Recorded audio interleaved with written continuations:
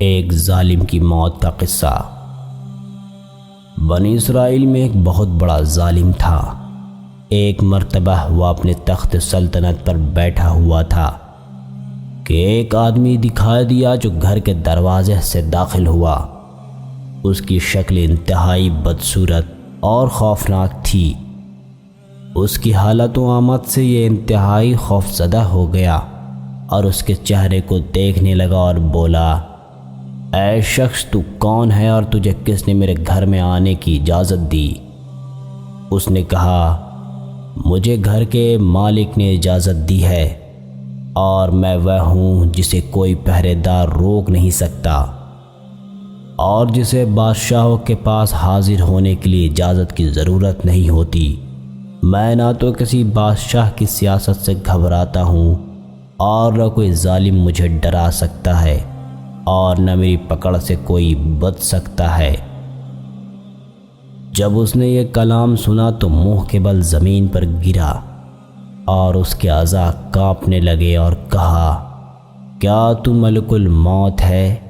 فرشتے نے ہاں میں جواب دیا تو وہ بولا، تجھے اللہ کی قسم دیتا ہوں کہ تو مجھے ایک دن کی مہلت دے دے تاکہ میں اپنے گناہوں سے توبہ کر لوں اور اللہ تعالیٰ سے معافی طلب کر لوں، اور میں وہ مال جو میں نے اپنے خزانوں میں جمع کیا تھا اس کے مالکوں کے حوالے کر دوں، کیونکہ میں عذاب کی مشقت برداشت نہیں کر سکتا۔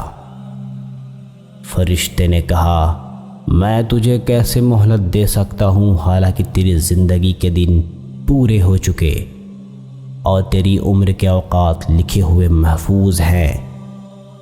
اس نے کہا، مجھے ایک گھڑی کی ہی مہلت عنایت کر دے۔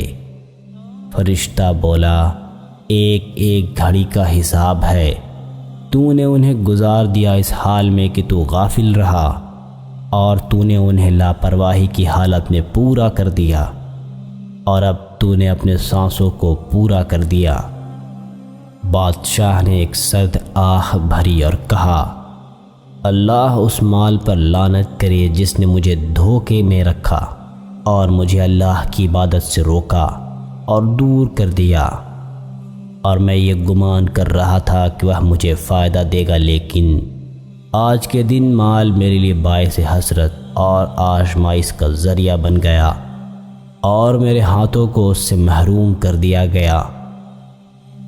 اللہ تعالیٰ نے مال کو قوت گواہی بخشی تو وہ کہنے لگا، تو مجھے کیوں ملامت کرتا ہے؟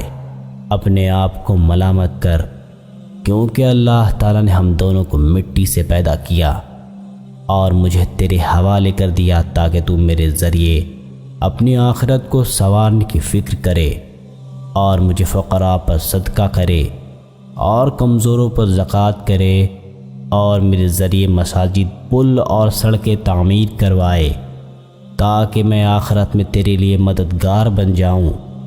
لیکن تو نے مجھے سمیٹا اور جمع کیا اور اپنی خواہش کے مطابق خرچ کیا اور میرے حق کا شکر ادا نہ کیا بلکہ ناشکری کی، اور اب تو اپنی حسرت اور آزمائش میں گھرا ہوا ہے۔ تو مجھے کس جرم میں لعن طعن کرتا ہے؟ پھر فرشتے نے اس کی روح قبض کی اور وہ تخت سے نیچے گر گیا۔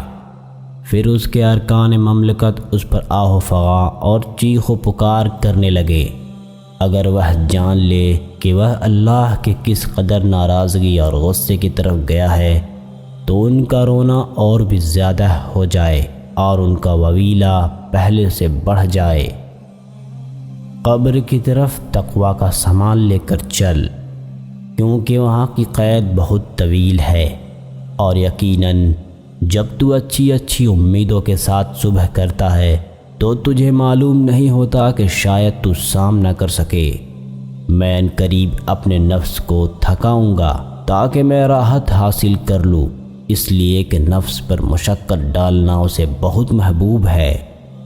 دنیا سے بے رغبت ہو جانا، کیونکہ اس میں رہنے والا کوچ کرنے والے کی طرح ہے اور اس کی آج گزشتہ کل کے مشابہ ہے۔